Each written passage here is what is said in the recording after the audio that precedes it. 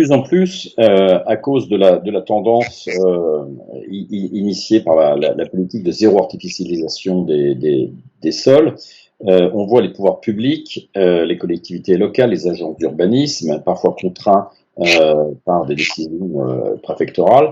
On voit tous ces organismes qui contraignent l'usage du foncier pour l'habitat individuel. Et en même temps, il y a cette aspiration.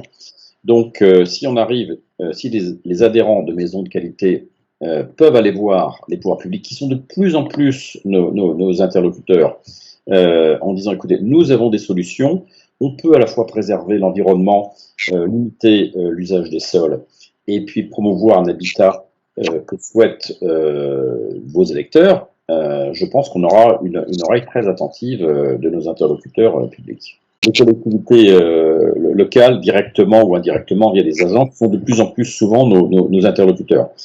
Il n'y a pas si longtemps que cela, le client dont on se préoccupait était le client final, celui qui nous achetait la maison.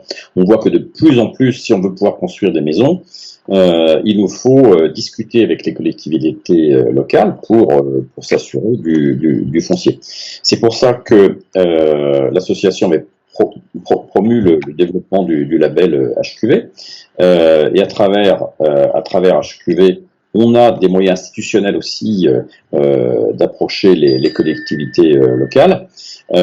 C'est très complémentaire.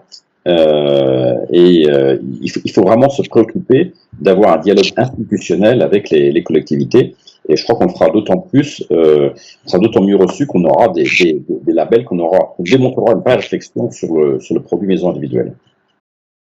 Je crois que les communautés, de surcroît, les communautés de communes, d'agglomération et des métropoles, avec leurs services un peu omniscients, qui appliquent un peu partout la même règle, on veut voir qu'une tête, vont se charger de sonner la lalie du diffus. Est-ce que cela veut dire que c'est la fin de la maison individuelle pour autant?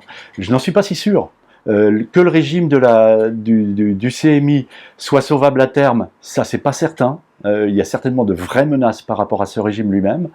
Mais par contre, la plupart, on le voit bien dans nos contacts quotidiens, la plupart des constructeurs avec lesquels nous collaborons, qui sont bien renseignés, se sont déjà convertis à l'aménagement. Le constructeur, plus exactement, se met à l'aménagement, à la promotion, s'associe avec des partenaires HLM pour développer leur programme, et je crois que ça va vraiment dans le bon sens. En France, on adore les serpents de mer. On a le nouveau serpent de mer qui émerge depuis quelque temps, qui taraude tous les esprits, qui angoisse la plupart des partenaires, le fameux zéro artificialisation nette. Bon, l'intention est louable, c'est évident, mais pour moi, elle ne peut pas s'appliquer sans discernement. Là encore, faisons attention à ce que le jacobinisme ambiant n'aille pas nous ériger en règle unique un principe qui doit être forcément différencié dans les territoires. Les obstacles sont nombreux. Le coût des opérations de rénovation urbaine avec la dépollution, la démolition, la nature des logements à construire, également au cœur des bourgs, ne sera jamais la même dans un petit village de Bretagne de 2000 habitants ou dans une commune de métropole de première couronne de Nantes ou de Montpellier. Prenons ça malgré tout au sérieux. Je dirais pour résumer, moi je pense que l'urbanisme de demain devra conjuguer un certain nombre de paramètres un peu différents. Tout d'abord des densités plus fortes. Ça me semble évident. On y est déjà, on sait que cela va aller en s'accentuant. Des typologies nouvelles vont forcément émerger. La maison individuelle groupée, qui peut être un compromis entre le collectif et la maison individuelle classique, avec son tour d'échelle classique, je dirais va certainement apparaître comme une des formes urbaines souhaitée. La mise en œuvre d'opérations de rénovation au cœur des bourgs, sur les délaissés, sur les friches urbaines, c'est clair, le législateur a raison sur ce plan-là, on le sait, il y a un certain nombre d'opportunités à saisir. Je pense que les nouvelles opérations, quelles qu'elles soient, indépendamment de la densité, vont devoir faire appel, vont devoir intégrer un certain nombre de dimensions qui ont été trop souvent oubliées. La convivialité dans les opérations, la place réservée à la biodiversité, à l'agriculture urbaine, ça peut sembler un peu utopique, mais il y a de vrais gisements de réflexion par rapport à cette dimension. Voilà, donc ce que l'on peut dire, enfin ce que j'ai envie de dire, je dirais par rapport à cette réflexion sur le fameux serpent de mer du ZAN. Autre phénomène important, très émergent pendant cette période du Covid, ça a bien évidemment été la montée en puissance des thèmes écologiques. qui sera certainement suivi des faits. On voit les nouvelles générations aujourd'hui s'approprier ces thèmes, être prêts à lutter et à mettre le confort et la qualité de vie au premier rang de leurs aspirations. Ça, je crois que ça laissera des traces de manière durable. Le nouveau rêve de maison de qualité, c'est un projet qui va mobiliser nos développeurs, à la fois sur un discours et progressivement sur des actes, parce qu'il est en phase avec notre temps, il est complémentaire des argumentaires techniques qu'on a l'habitude de déployer sur nos savoir-faire, et il est en ligne avec les attendus, voire les exigences aujourd'hui de plus en plus qu'ont les bailleurs, mais aussi les élus, et probablement demain les acquéreurs ou les locataires des bailleurs lorsqu'ils rentreront dans leur maison. Le nouveau rêve, il s'inscrit dans la tendance politique actuelle, je dirais même il s'inscrit dans la commande politique actuelle, et la commande politique, elle dicte l'action des bailleurs sociaux et de tous ceux qui veulent travailler pour eux. Et les bailleurs sociaux sont en avance en termes d'exigence par rapport aux particuliers. À mon avis, c'est la bonne direction et ça va dans ça va dans le sens de votre démarche. Je sais pertinemment que il y a des gens de qualité au sein des adhérents et que ils y réfléchissent depuis un petit moment déjà. Et c'est souvent les moteurs en plus, ils sont souvent moteurs du marché, quoi. Pour Primagaz, la démarche est en place. Aujourd'hui, nous sommes un acteur donc, qui a lancé en interne, bien évidemment, tout un ensemble de mesures pour avoir une politique RSE qui corresponde à cette attente du consommateur final, d'aller vers une société qui soit plus propre, plus verte, et bien évidemment entre notre biogaz et puis des offres telles que l'écomobilité que l'on a lancée en partenariat avec les adhérents maisons de qualité, on espère correspondre et répondre aux attentes surtout de nos clients. Bien, merci à tous pour vos témoignages et maintenant je vais vous présenter plus en détail le nouveau rêve. Le nouveau rêve de maison de qualité est le nom du projet de l'association pour les 3 à 5 ans à venir. Ce projet est un nouveau cadre de référence qui doit donner envie à toutes les parties prenantes de l'association de s'y retrouver et d'y adhérer. C'est une aspiration collective qui doit tous nous donner envie. Envie des constructeurs maison de qualité d'être proactifs et d'intégrer de nouvelles compétences. Envie des consommateurs de continuer à faire le choix d'un constructeur agréé plutôt qu'un autre. Envie des associations familiales et de consommateurs de continuer à promouvoir ensemble le projet de l'association. Envie des partenaires de porter les valeurs de maison de qualité et de collaborer activement avec le réseau. Envie des collectivités locales et des bailleurs sociaux de collaborer avec les constructeurs maison de qualité. Envie des constructeurs français portant nos valeurs de rejoindre le réseau. Et enfin, envie des pouvoirs publics de dialoguer avec l'association. Avec le nouveau rêve, Maison de Qualité a la volonté de se poser comme un acteur majeur de la qualité de l'habitat en France. Ce nouveau rêve est le fruit de nos réflexions communes, engagées depuis déjà plusieurs mois, avant même la crise sanitaire, et qui ne fait d'ailleurs qu'en renforcer les fondements. Et il nous reviendra maintenant de co-construire ensemble son déploiement. Nos prochaines rencontres seront d'ailleurs une occasion précieuse pour échanger sur le sujet. Ce nouveau rêve est né de l'analyse des grandes transitions en cours qui vont avoir un impact sur le marché de la maison individuelle. Transition environnementale en particulier, mais aussi transition dans la gouvernance, transition urbaine, transition au niveau de l'attractivité des territoires, transition digitale, économique, sociale, etc. Alors, le nouveau rêve se traduit concrètement par 3 grandes actions. Première grande action, c'est l'enrichissement de la charte avec 2 nouveaux domaines d'application. Premièrement, la qualité du management et deuxièmement, la qualité sociale et environnementale du constructeur.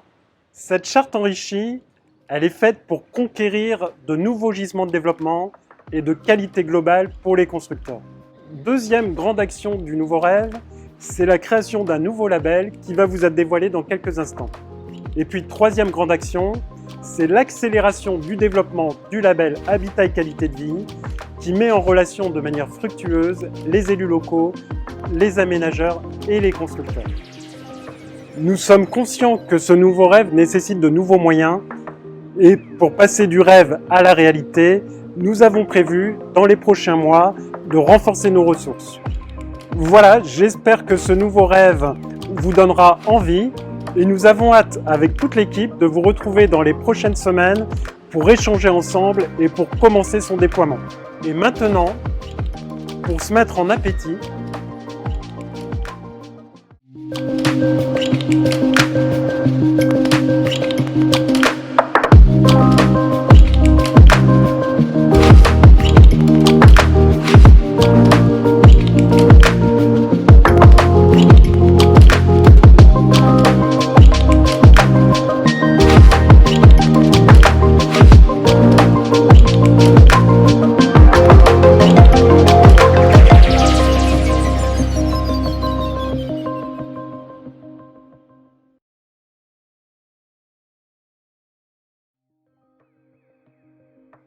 Bonjour à tous.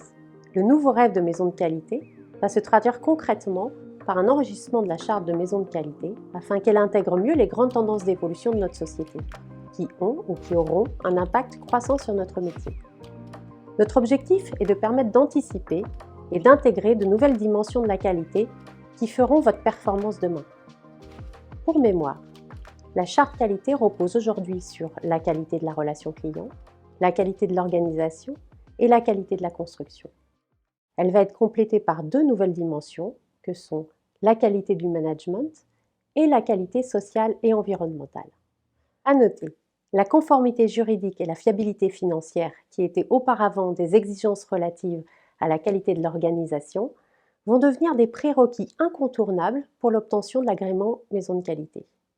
Bien entendu, la charte, enrichie de ces nouvelles dimensions, reste la pierre angulaire de notre démarche qualité, qui comprend toujours l'audit de contrôle annuel, l'enquête de satisfaction auprès de vos clients et notre équipe à l'écoute des consommateurs, des constructeurs agréés et des partenaires maison de qualité.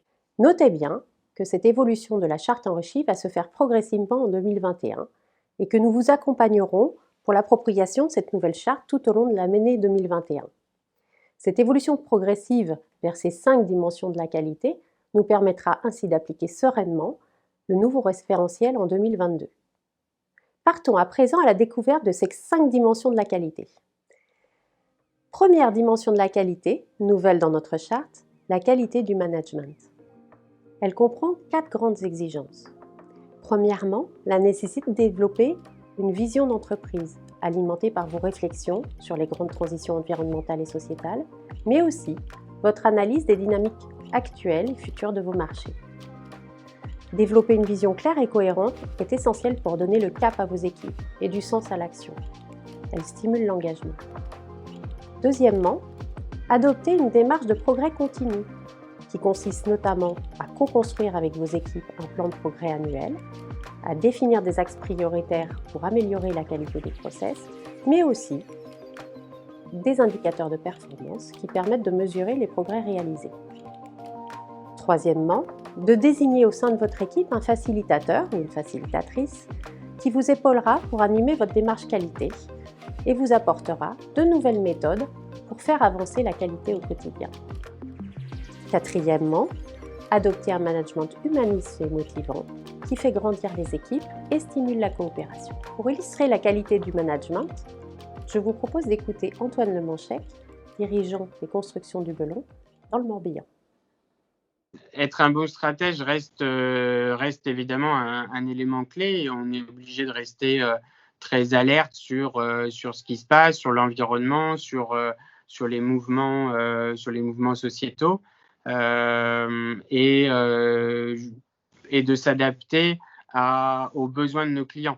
Le plus important étant bien sûr ce que souhaitent nos clients, ce qui les fait rêver et comment on peut concrétiser leurs rêves. On a identifié ces dernières années de nouvelles tendances significatives, je dirais plus avec une concurrence élevée et un besoin de se démarquer. Et il en est ressorti clairement le besoin de faire la différence. Un des leviers sur lesquels on a souhaité approfondir, c'est que dans l'entreprise, il y a plutôt naturellement, on va dire, une bonne ambiance, une bonne cohésion, et on trouvait ça dommage de ne pas pouvoir le transmettre plus à nos clients.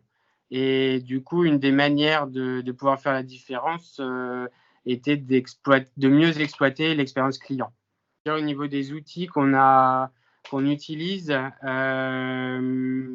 points essentiels. Le premier étant la remise en cause régulière de l'ordre établi, où on n'aime pas forcément que les choses on a l'impression que fonctionnent, c'est le meilleur moyen de le faire fonctionner.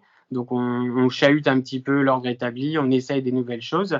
Et puis tout ça en parallèle avec une recherche permanente d'efficacité et de pertinence dans tout ce qu'on fait. Évidemment, pour faire grandir le capital humain dans l'entreprise, on a des points réguliers, donc avec les équipes, comme j'ai expliqué, mais aussi par le biais d'animation, de déjeuner, de cohésion, de partage et bien sûr de formation, puisque tout le monde a besoin d'être formé à l'évolution, au monde qui change et de s'y adapter. Je dirais dans les facteurs de succès, le fait de revoir le management et d'aller vers le leadership, d'emmener les équipes, de les faire grandir et de les faire évoluer, ça leur permet effectivement de se sentir plus investis dans l'entreprise, dans les projets, et du coup les clients eux-mêmes sont amenés à ressentir que toute l'entreprise est heureuse à travailler sur ces beaux projets. Enfin, ce qui est le plus difficile à faire au départ pour aller vers du management plus proche des équipes, c'est d'accepter de changer de mode de pensée et d'aller vers de la pensée positive, ne plus considérer une erreur comme un problème, mais comme une opportunité d'aller plus loin et de faire grandir de ces équipes, de capitaliser là-dessus pour être meilleur demain.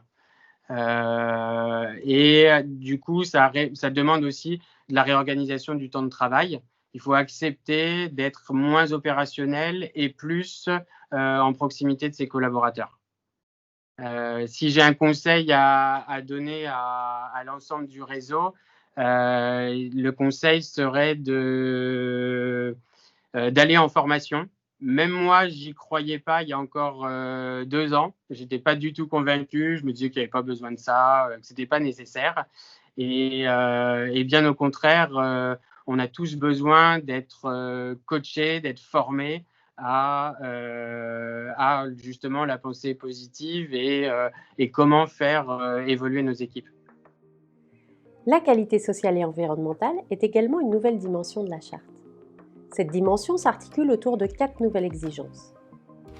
D'abord, votre engagement associatif en tant qu'adhérent de l'association Maison de Qualité, qui nous permet de partager des valeurs communes au sein de notre réseau et des principes éthiques dans nos relations.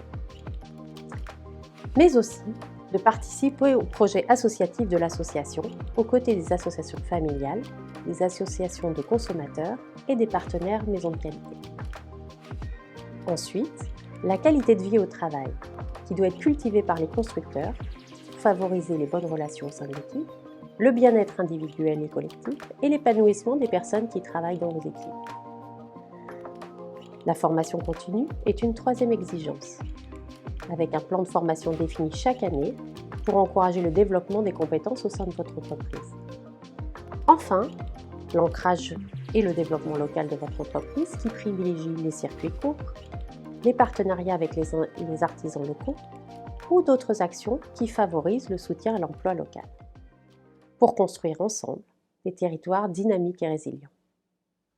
3e dimension de la qualité de la relation. Déjà présente dans la charte Maison de Qualité, elle évolue dans la charte enrichie. La qualité de la relation s'articule toujours autour de la satisfaction et de la recommandation client, d'engagement pour une relation de confiance avec vos clients, de l'authenticité de l'information délivrée aux acquéreurs et de leur accompagnement pendant la construction jusqu'à la livraison de leur maison. Elle s'enrichit pour le constructeur agréé de la volonté de se donner les moyens de valoriser son image de marque et de veiller à la qualité de sa réputation, de développer une expérience client réussie et personnalisée tout au long de son parcours et d'optimiser la qualité de son service client, notamment pour traiter des réclamations, mais également après la livraison de la maison. Pour mieux appréhender l'évolution de la qualité de la relation, écoutons le témoignage de Bruno Fievet, le dirigeant de Copalis dans les Côtes-d'Armor. Il y a une évolution certaine des relations entre nous et nos clients depuis quelques années. On le constate à travers l'utilisation qu'ils peuvent avoir des médias, de la connaissance ou peut-être de la pseudo-connaissance qu'ils peuvent avoir de la construction. On sait que la réalisation d'un projet de maison individuelle, c'est toujours anxiogène.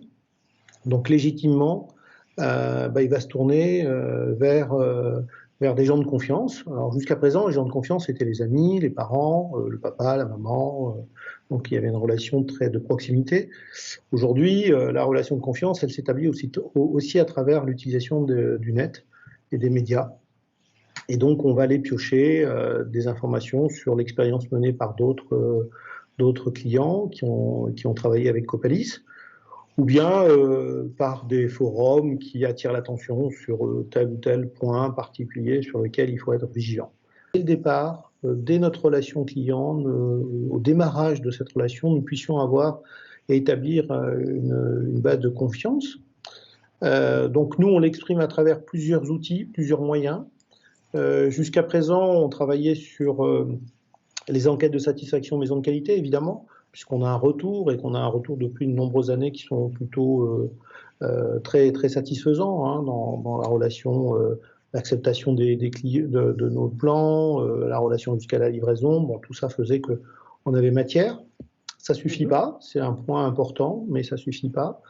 Donc il fallait aussi qu'on ait des outils qui soient peut-être plus contemporains aujourd'hui, de manière à rentrer non pas dans une relation ludique qui soit futile, mais où le client on va capter son énergie, en tout cas son attention, en le faisant participer à la réalisation de son projet. Voilà. Donc ça, c'est une tendance très forte qui se fait jour. Apporter une manière différenciante de découverte par le client de son projet et y participer. Donc ça, c'est l'adossement à Exens. C'est les premières expériences qu'on a montées de manière expérimentale sur Lannion font qu'aujourd'hui, notre conducteur de travaux et notre commercial maîtrisent parfaitement. Donc on a généralisé l'outil sur l'ensemble de nos trois agences, en cela compris le siège. Ça veut dire qu'on a des écrans interactifs qui sont de la dimension d'une grande télévision, on a des tableurs ou des ordinateurs portables qui sont aussi intelligents, on peut écrire dessus, on peut travailler. Et l'idée, c'est de pouvoir présenter au client un projet, voire avoir une page blanche sur laquelle le client va dessiner, va apporter son dessin, va venir modifier la taille du garage, poser une porte-fenêtre plus grande. Et l'ensemble de ces informations vont être enregistrées et vont pouvoir lui être communiquées soit en éditant le papier directement, soit en l'envoyant sur sa boîte mail. Et puis nous, de notre côté, on va pouvoir l'envoyer sur la boîte mail de notre dessinateur, notre bureau d'études directement. Ouais, il est heureux, le client, je peux dire ça, il est content de participer. Enfin, il l'exprime en tout cas comme tel, quoi. C'est-à-dire que il est satisfait et puis il voit qu'on apporte une intelligence particulière à son dossier, quoi, même si c'est notre métier et qu'on le fait toujours et qu'on l'a toujours fait et que tous les constructeurs le font probablement, en tout cas ceux de maison de qualité, j'en doute pas. Mais pour autant, là on pointe du doigt cet apport-là particulier, quoi. Et je pense que c'est un plus incontestable dans la relation et dans le contrat de confiance qu'on va établir avec le client. Donc ce caractère ludique là, déjà dans la conception dès le départ avec le commercial, puis avec notre conducteur de travaux, amène le client dans un monde contemporain, quoi. Aujourd'hui, ils utilisent tous des tablettes, la plupart d'entre eux. Même des gens qui ont 50 ans, 60 ans sont attirés par cela. Donc, il y a, de mon point de vue, une réussite assez sympathique. Et puis, il y a le fait de participer. C'est-à-dire qu'on n'est plus derrière une table. on est proactif et avant, on disait en quelque sorte, je vais dessiner quelque chose que je sais être bon pour toi.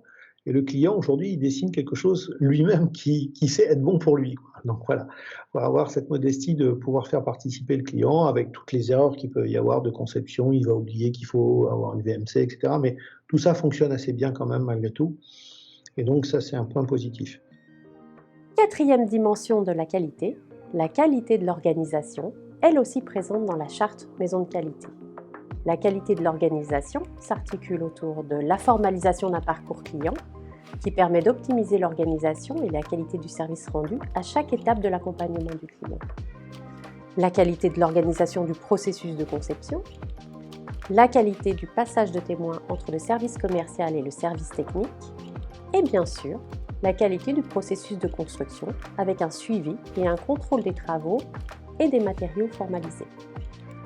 Enfin, cinquième et dernière dimension de la qualité technique des constructions, qui s'articule autour de la qualité des plans d'exécution, le management performant des artisans, la bonne conformité de la construction au contrat et la qualité technique de la construction. Maintenant, place au nouveau label présenté par Quentin Soisson. Merci Marion. Bonjour à tous, je suis Quentin Soisson, manager qualité au sein de l'association Maison de Qualité et j'ai le plaisir de vous présenter le label Ma Maison Vivante. Ma Maison Vivante, c'est le nouveau label qui s'intègre pleinement dans le nouveau rêve de l'association Maison de Qualité et qui veut répondre aux besoins croissants des habitants, des constructeurs, des partenaires et des élus locaux pour développer des modèles d'habitation et de vie répondant aux enjeux environnementaux et sociétaux de notre temps. Notre ambition avec ce label ? Mettre en avant l'impact positif que peut avoir une maison individuelle et son jardin sur ses habitants, ses voisins, la faune, la flore, le sol, l'économie locale, l'environnement, tout ce qui est vivant autour de la maison. Nous souhaitons réancrer la maison dans le sol et reconnecter l'habitant avec le vivant autour de lui. La maison et son jardin sont en effet au carrefour de nombreux flux naturels et vivants. L'eau, les précipitations, l'air, le cycle du carbone, la faune, la flore, la vie locale. Ma Maison Vivante labellisera un projet de maison, un jardin, mais également l'usage qui en est fait. C'est la grande originalité de notre projet, que l'intelligence de la conception qui est mise autour du travail du constructeur se poursuive dans le temps et dans l'usage qui est fait de cette maison. Fidèle aux valeurs de l'association, nous vous souhaitons nous centrer autour de l'usager. Le label Ma Maison Vivante est un label qui s'appuie sur un référentiel à points. Il développe une approche globale de la maison et du jardin avec des exigences dans 5 domaines.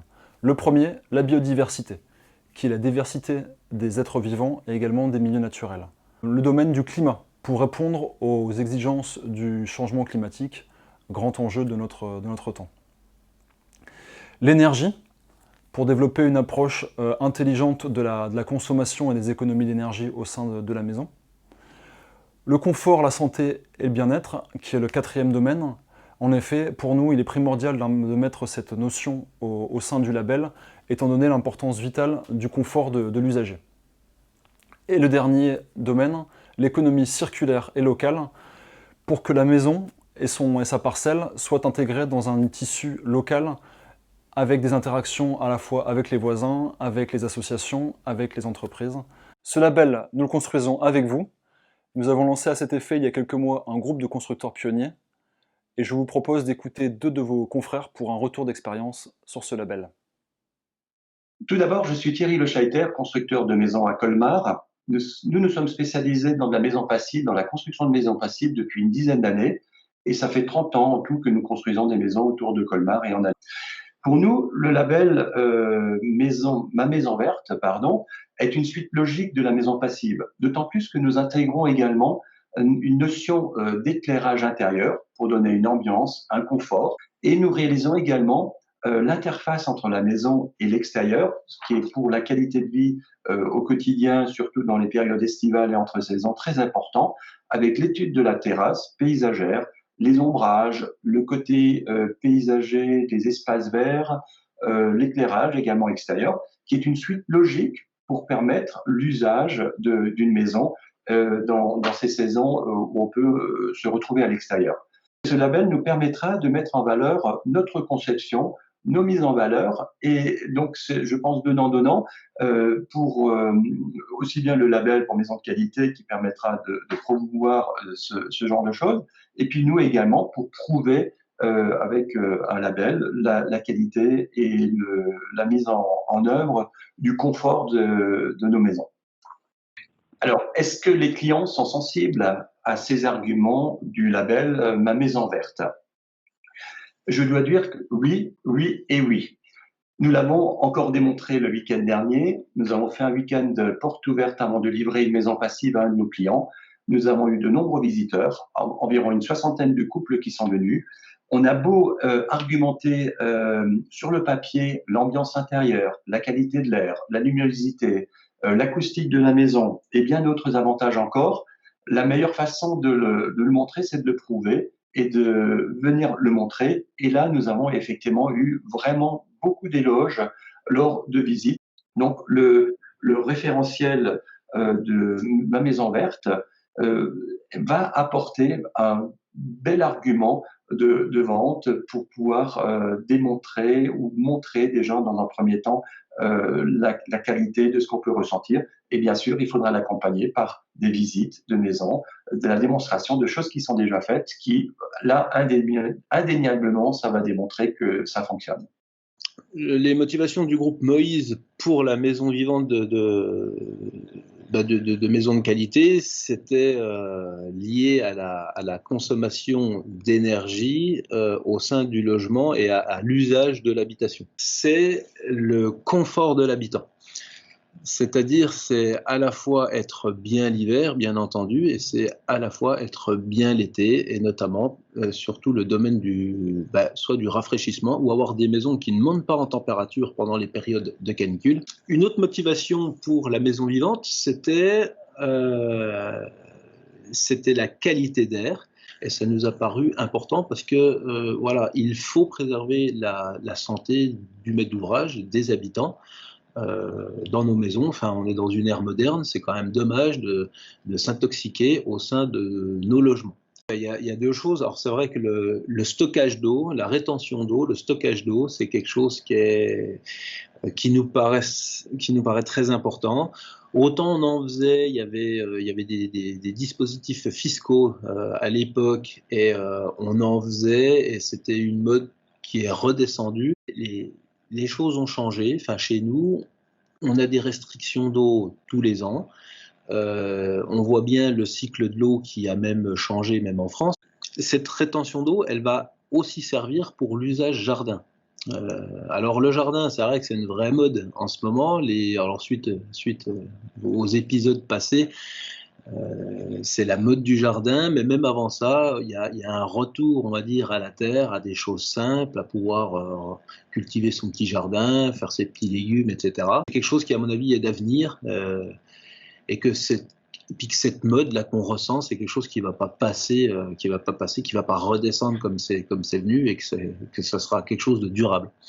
Nos clients sont sensibles un peu à tout ce qu'on a dit, c'est-à-dire que les clients, on ressent qu'ils sont de plus en plus sensibilisés à la planète, à l'avenir, à l'impact environnemental de leur choix. D'une manière générale, voilà, on sent qu'il y a un vrai engouement là-dessus et que les gens ils veulent s'inscrire dans une démarche éco-citoyenne.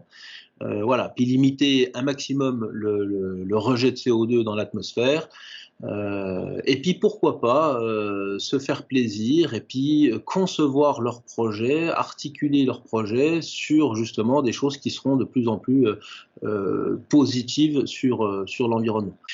Maintenant, après l'épisode de Covid, nous on a ressenti un emballement, notamment pour la maison passive. On a eu énormément de visites sur notre site Maison Passive et il y a eu cet engouement un peu général, j'imagine à travers la France, puis même le monde, sur vraiment l'écologie, sur le monde d'après, entre guillemets. Alors ça c'est pareil, j'espère que c'est quelque chose qui ne redescendra pas. Et que c'est pas qu'un effet de mode et puis que dans 6 mois on ait tous oublié un peu cette histoire, mais que ça soit quelque chose qui va bien s'ancrer dans les esprits et qui sera durable pour que tous ensemble on soit un peu meilleurs on soit un peu meilleur sur l'aspect environnement. Merci Lionel, merci Thierry pour ces beaux témoignages. Comme je vous le disais, Lionel et Thierry font partie de notre groupe de constructeurs pionniers pour le label Ma Maison Vivante. Ce groupe est tout ouvert. Si vous êtes intéressé par le sujet, que vous soyez constructeur, que vous soyez partenaire ou membre d'une association, n'hésitez pas à me contacter. Le calendrier. Ce qui va se passer ensuite sur ce label Ma Maison Vivante.